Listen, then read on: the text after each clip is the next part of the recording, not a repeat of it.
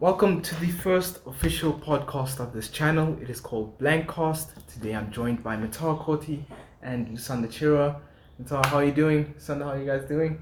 Yeah, I'm doing good, man. Doing good. Yeah, no complaints my side, man. I'm good. Let's just start with the path for each team to the quarterfinals.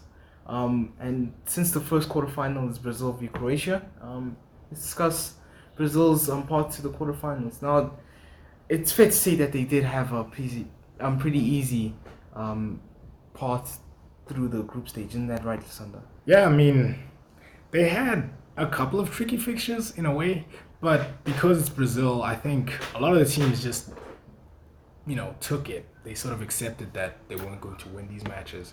The Serbia game was exciting. It was nice to see that Richarlison goal, the overhead kick. And then, against Switzerland, who were a little bit more of a tricky opponent, Brazil basically had to dig deep a little bit, play a little bit more football. And in a way, I mean, the Casemiro goal, people were saying it was a great goal, but it was kind of a little bit suspect, a little bit That lucky. was not deflected. It was deflected. That was Let's deflected talk goal. about their. And I'm going to go down saying that. Then, of course, they played a second strip side against Cameroon and promptly lost the game. They did dominate the game, to be fair. And Abubakar gave us one of the moments of the tournament, taking off his shirt in the last minutes after scoring a beautiful header and, getting a second yellow card and getting sent off, sent back home to Cameroon, basically. So, that was very, very exciting. But, the group stage was quite easy for Brazil, I'd say. It was quite an easy path as well for them in the knockout stage because we'll get to who was it, South Korea, but they basically just went through on the last day. And would you say they weren't prepared for that game at all?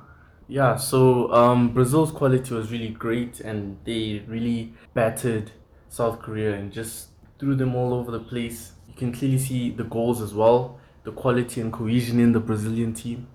And obviously a wonderful display from Richarlison, the famous headering of the ball. We saw that when he was in Everton. But Brazil really played well. I think what's interesting as well is the fact that Richarlison received his assist from Thiago Silva, and the man who passed the ball to him was Marquinhos. So, I mean, big ups to them. I think they had a set piece before then, but to see that the entire squad was playing with such freedom of expression, the centre backs were on the edge of the box and were the ones coordinating that attack, that was sensational. I think Brazil have brought a lot of flair to the tournament, yes, and obviously there's been issues about their dancing as well. I don't understand that personally. I think that's cool. I enjoy that. Yeah, it's a lot of fun to see, especially the coach joining in, Chiche. But what I enjoyed a lot about Brazil's play so far was the fact that they have a bit of a European element to them, a European structure in a way, a 4-3-3 sort of formation, or rather we should say a 4-2-3-1.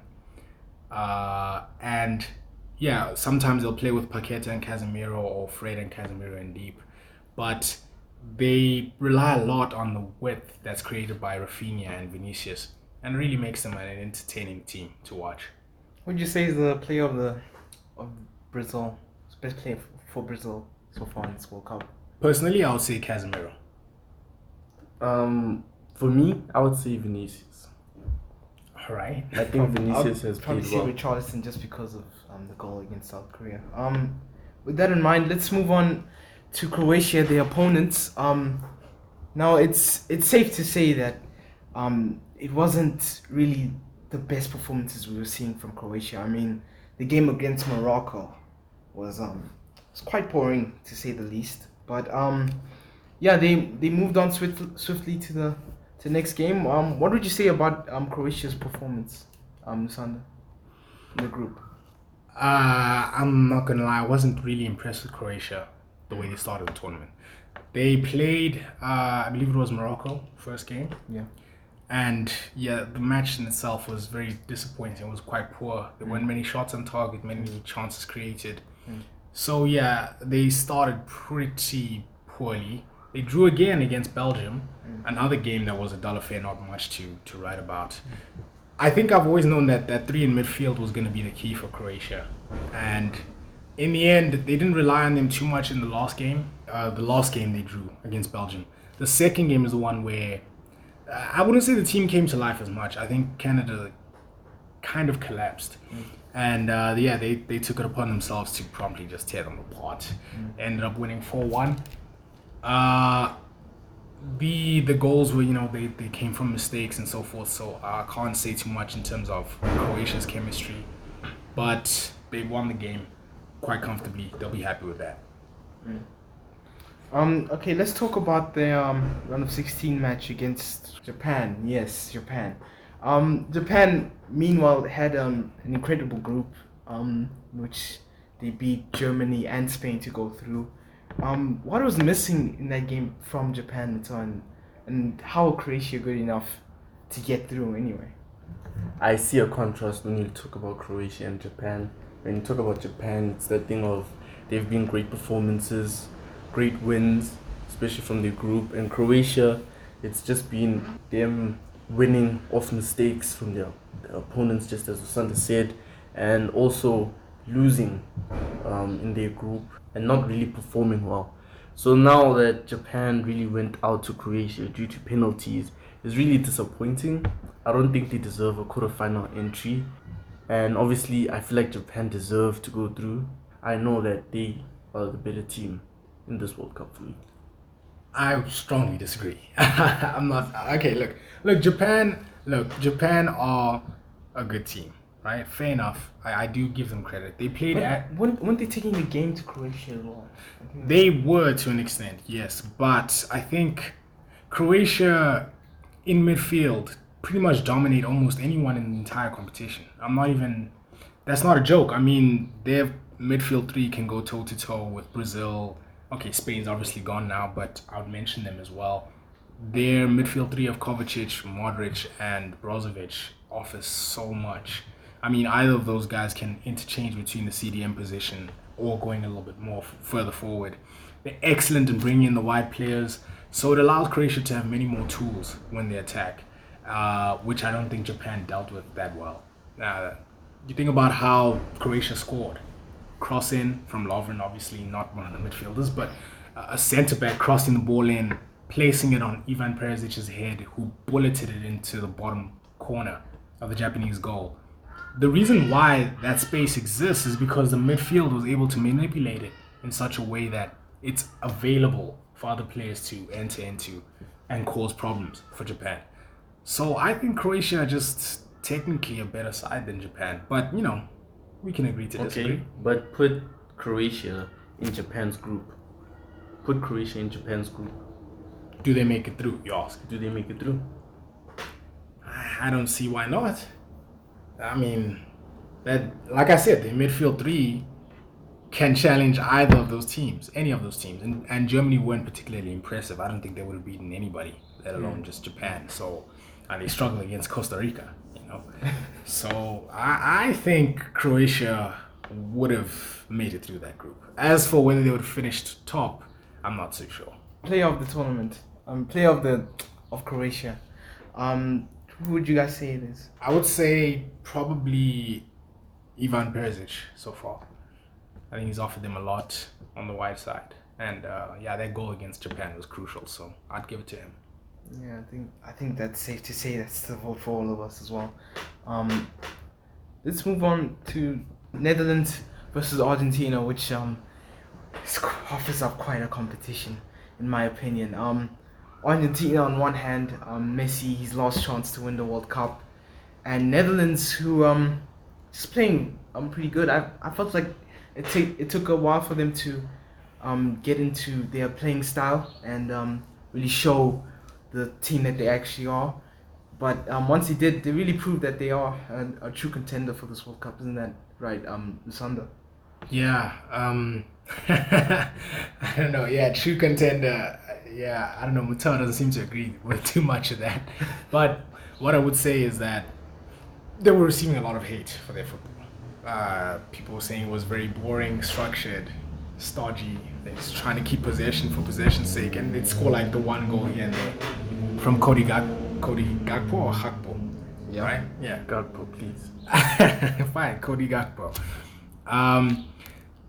Yeah, they then turned it up against the USA. I think that's the one notable performance they've had all tournament. Before that, Senegal pretty much had them for 60 minutes at least in that first game. Qatar, everybody was beating Qatar, and they probably the worst team in the tournament. And then, of course, you have their final game, or their second game was against Ecuador, which they struggled. They could have come away with a loss there very easily, if not for Plata hitting the crossbar. Shout out to him, by the way. What a young player he is. I think the Netherlands against the USA, that was their true identity. It came to fruition there. 19 passes or so for that first goal against the USA. Total football exemplified, almost everyone in the 11 getting a touch of the ball. That's what we expect to see from the Dutch. And if Argentina have to deal with that, that's going to be scary for them. That's true. Who do you guys? Sorry, we're not done with discussing with Netherlands, but who do you guys say is the player of the best player for me? Well, you say that because you're excited to mention him, eh? Yeah. It has to be Gakpo. For me, it has to be. And I would also mention For it your as well. team.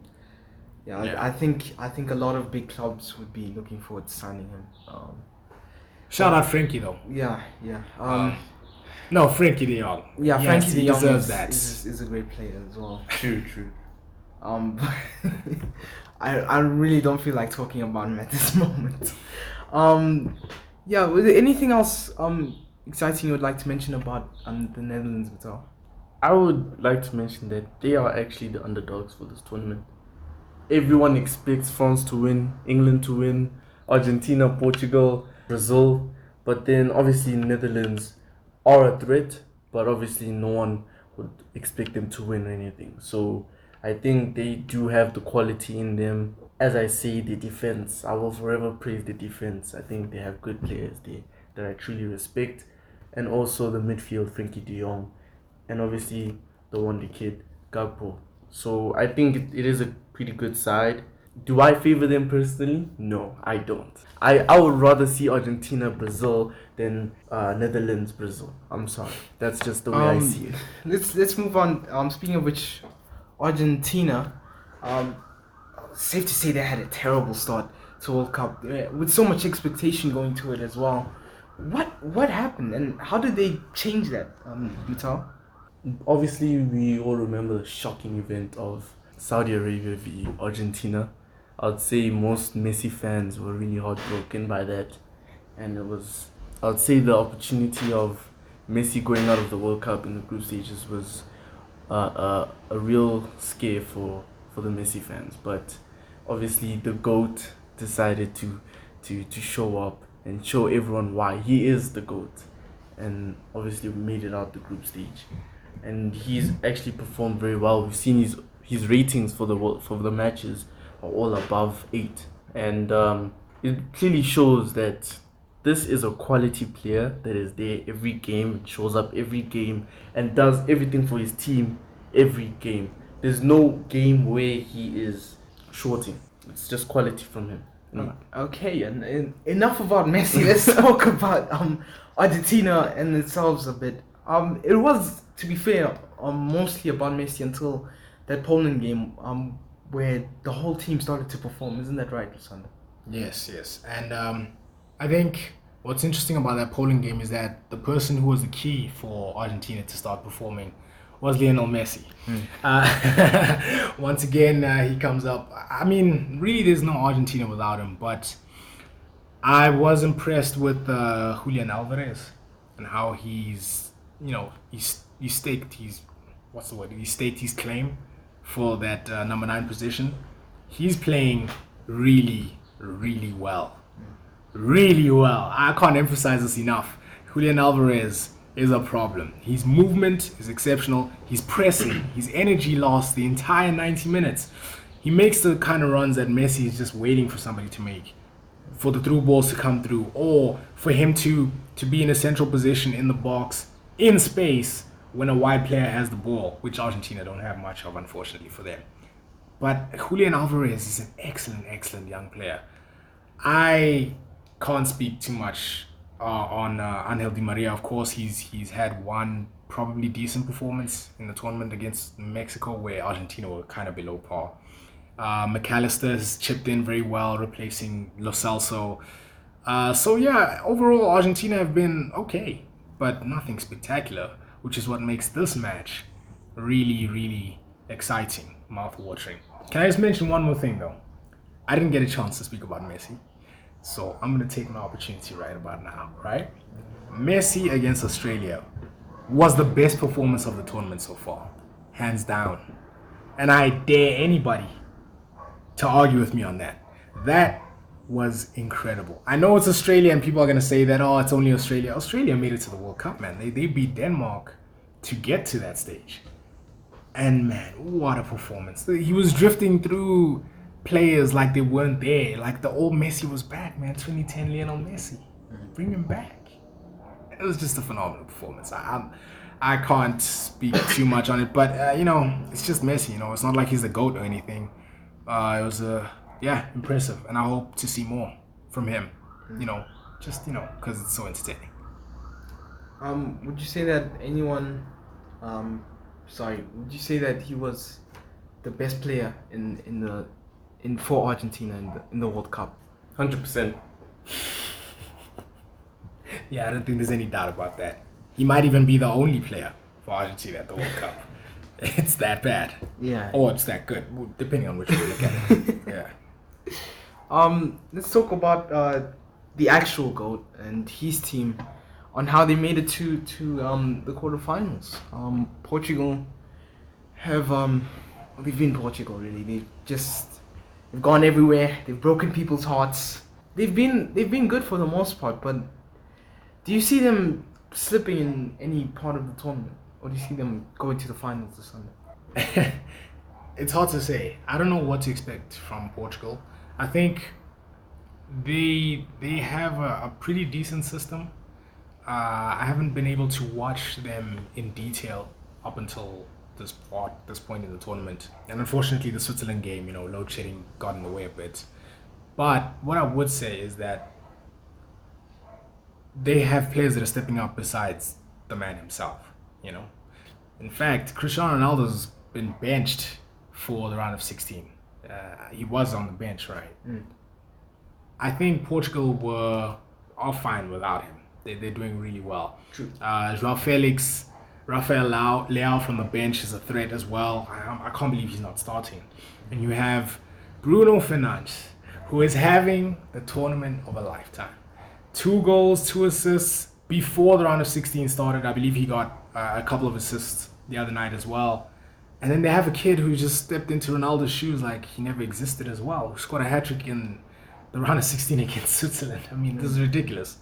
If you have players like that in your squad, you have a chance, no doubt. I think they can win this, definitely.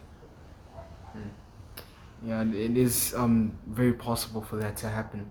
Let's talk a bit more.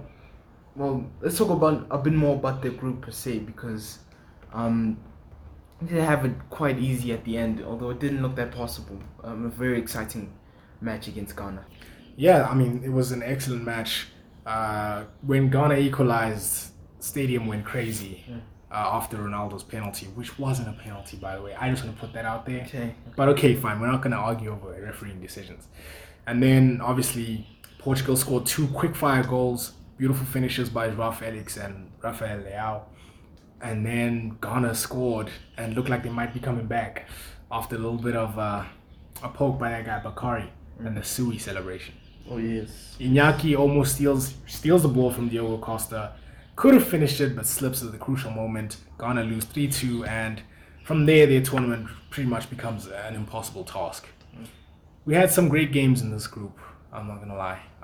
The Portugal game against South Korea Republic, South Korea, whichever we want to call it, that was a dramatic game that ultimately cost Uruguay their spot in the round of 16. Last minute winner for Korea, and yeah, so I mean, Portugal, it's a mixed bag for them. Yeah. So yeah, our last minute winner for Korea against Portugal sends them through to the round of 16. And yeah, it gives us those scenes of Luis Suarez crying on the bench against Ghana. They obviously didn't stand a chance against Brazil, whom we've spoken about in that game. But yeah, never mind Korea. Portugal finished top. They did their job. And they destroyed Switzerland last night. I don't know if there's anything you want to bring out of that match. But, I mean, they totally destroyed Switzerland. It looked like men against boys. And, yeah, they booked their place in the quarterfinal as a result. Yeah, and also I just want to mention before, it looked like in previous tournaments that Portugal weren't bringing out the best of their stars. And it seems right now that they are doing quite a good job at doing that. Without Ronaldo, right? yes. Speaking of which, cheesy, man. I'm just joking. who is the best player for Portugal in the World Cup? Bruno Fernandes. Bruno? I agree. Bruno. Let's talk a bit more about the opponents, Morocco. I will be the first to admit I didn't watch that many of their games, pretty much because of the tragedy which was them against Croatia. But yeah, That's a bit dramatic. Morocco have been known for playing a bit boring, isn't it? We did see that. Well, me personally saw that against Spain as well in the round of 16. Do you have anything to add on this, Mittal? Yeah, so I watched a bit of that game. Obviously, I didn't finish it due to load shedding, but I was impressed by Morocco v Spain. I think Morocco was attacking more than Spain. I think, I don't know who their player was on the left. Sofiane Boufal. Yes, he was really like destroying players that Yeah, he time. was excellent. He Did was, you see that? Did you see what he did to Llorente? Woo! man sent him, yeah, bro. no, that was crazy. Sent him shopping, man. Yeah, so they are really good. They are really good. Morocco, I don't know how they stopped Spain. They were a threat. No, No, were I great. think I'll have to disagree with you there. Just because they lost that match. No, but also that draw against Germany. yes. I mean, look, I know it's Germany, but they've been poor at this competition. They've been poor, and the fact that they drew against them, it kind of showed how they can be inconsistent at times, as well. So, and also let's not forget to mention they lost against Japan, as well. Do you want Okay. to mention something, Sander? No, only that. I don't think Spain was that incredible. I think the first performance was, but maybe that's more down to the fact that Costa Rica weren't a great team, more than anything. Yeah. After that, look, I'll admit, after that match, they looked scary. They looked like they could win the World Cup. But I think maybe we just jumped on the bandwagon a bit too quickly. So I think Spain were decent. They just unfortunately couldn't break down Morocco. No matter what they did, they just could not break down that low block. And by the way, Morocco do play some of the worst football I've ever seen in my entire life. I have to admit that, because they sit in their low block the entire 90 minutes and hope to counter teams to death. Sofiane Amrabat, one of my favorite performers for them this tournament, has been key in that. Drawing players in, winning the ball, and then looking to release it quickly. He wasn't able to do it that well against Spain, who are a well-organized side. But in the group stage matches, Morocco were good at that. And they capitalized as well in their set pieces, because they have a magical left foot of their own in Hakim Ziyech. So, yeah, I don't know what to expect from Morocco going forward, if there's even going to be anything to expect. But I know that whoever has to score against them is going to suffer. That's for sure. That is true. Who do you guys say is a player of Morocco, best player for Morocco? There are many candidates. You have Mazraoui on the left back position. You have obviously Achraf Hakimi, who scored that dagger of a penalty to knock Spain out. Spanish-born, just by the way, an interesting point. And then, of course, Ziyech, Boufal, great player. But for my pick, I have to go with Sofiane Amrabat.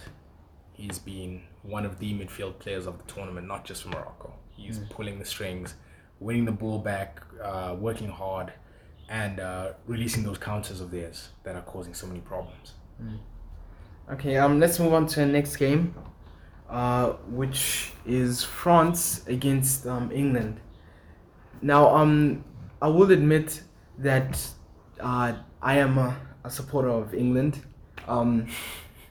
I also have to admit that there is another supporter of France in this speaking with us, Natar, as well. Let's talk about France first, because they have looked very, very scary. I forget to mention one player in particular, Olivier Giroud. How good have France been this tournament, Natar?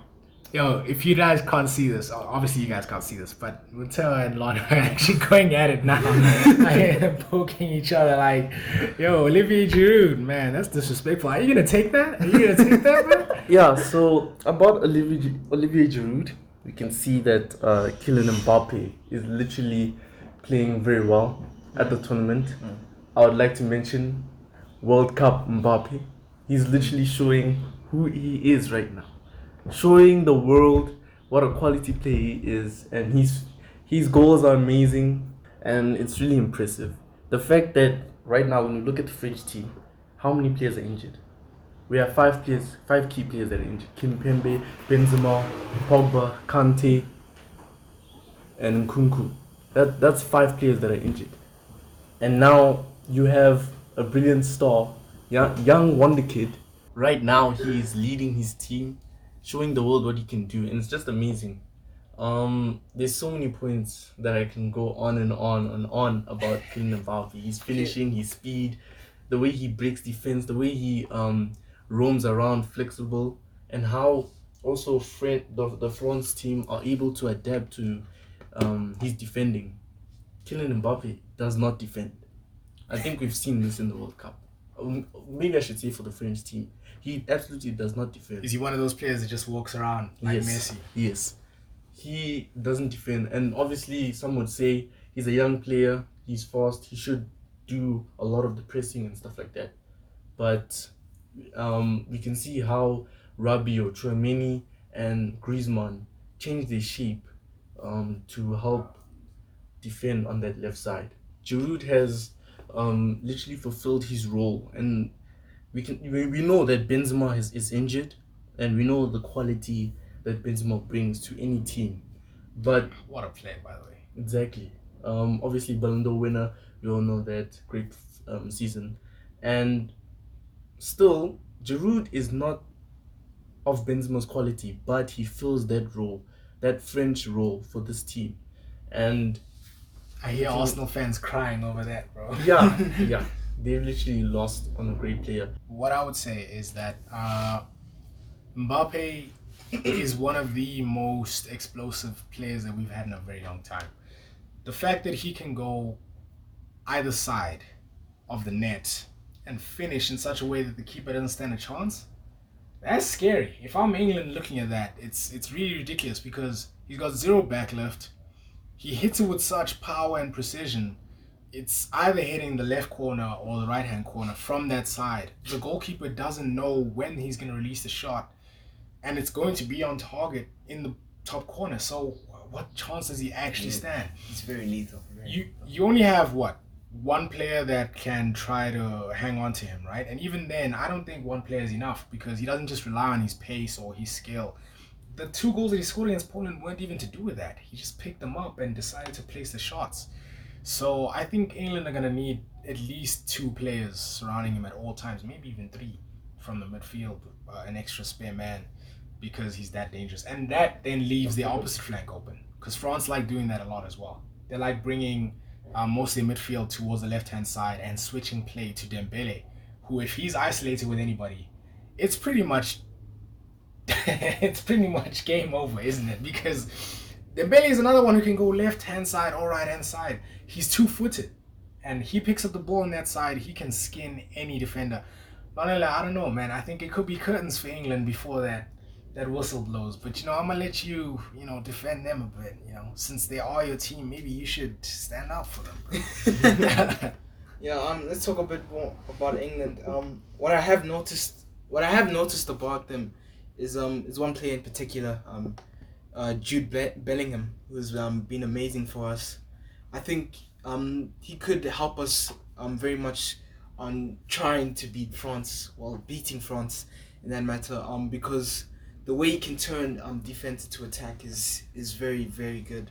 I think one of the best examples of this was when they were playing Senegal, and it did look like Senegal were gonna pose a bit of a threat in the beginning, but we swept them aside, and hopefully we can do the same to France as well. But other than that, there are a few notable players I'd like to mention as well. Marcus Rashford as well. Harry Kane, he could do some things as well. But again, when you compare the players on paper, it doesn't seem like there's much between them. But still, you never know. You never know what could happen. Can I ask you something on that? You mentioned Marcus Rashford. Why isn't Gareth Southgate starting Rashford? Why is he picking players like Saka ahead of him? Or rather, let me start it this way. You'll answer that, but then Saka or Rashford for you, and then you'll let me know why either one should or shouldn't start. Well, Saka. I'm joking. I was gonna say Rashford because of the runs he makes into space are just key in getting us goals. I think the reason why Southgate picks Saka over Rashford is because I feel like he's had more experience with playing with Saka more than Rashford, because he has used them a lot more in the Euro 2020, and I think it's just based off that. He knows how to work with players. That's why when he picks his England squads, it's for me it's not that surprising. For others it might be, particularly in that he's benching Trent Alexander-Arnold, who should be benched, by the way.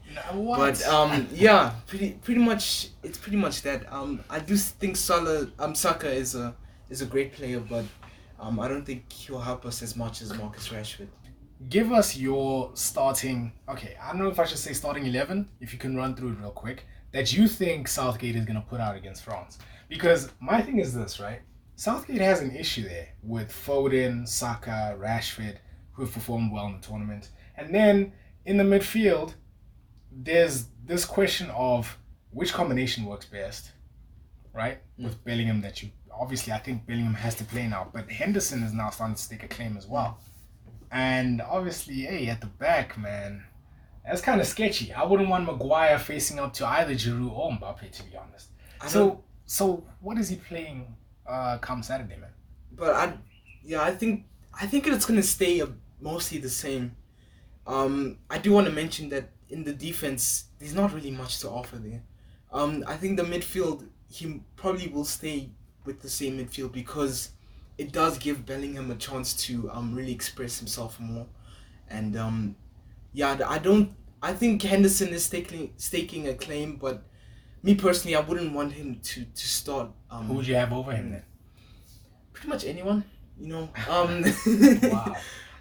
Because for me personally, I don't rate him as much as a player.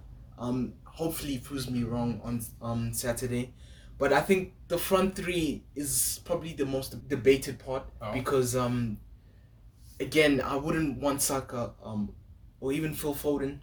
Although he has performed well, I feel a bit scared for them because it's such a high toss versus France. So I would probably take out Saka and put in Rashford. That would be my trusted lineup. Okay, back four, back five, last one. Back four. I think we'll Oh go man, better you're gonna with get the- rinsed. You with guys the are bag. gonna get rinsed. You heard it here first. You never know. Just saying You this. never know. I'm just saying, in that game, France are scoring 2 goals, definitely. In which case, England have to score 3. England are gonna have to score gang goals to win. We'll see about that. And Kane is not scoring so far, but it's never too late to wake up. Kane did score in the last game. Yeah, I mean, 1 goal. We expect a lot from that guy, seeing as he was Golden Boot winner at the previous World Cup. Sterling could still come back in. We haven't discussed him. Yeah, I think he'll probably start. I genuinely think so as well. But let's discuss. Speaking of the preview of this match, let's discuss the others as well. Let's start off with Brazil versus Croatia. How do you guys think that game is gonna go, Lucinda?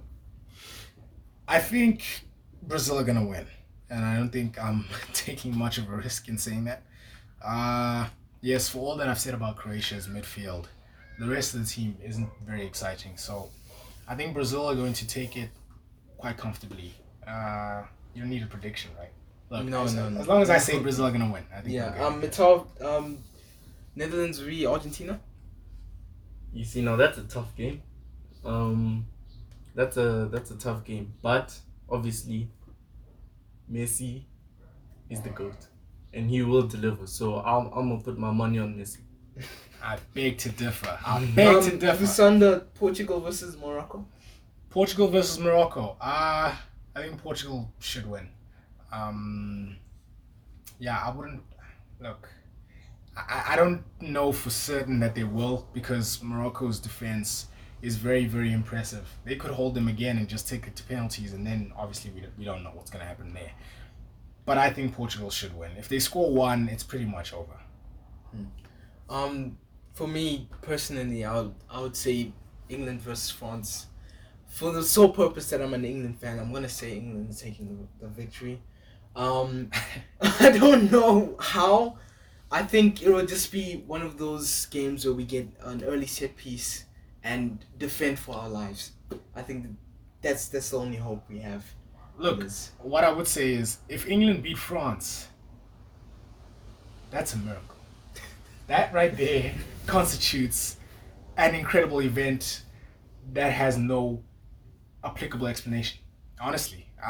So yeah, look, man, I won't be rooting for you. I'm gonna be honest. But yeah, go ahead. I hope things go well. And on that note, we're gonna close off. This is our first official podcast or BlanCast, and from me, Lusanda, and Mitar, we're gonna say goodbye. See you guys soon.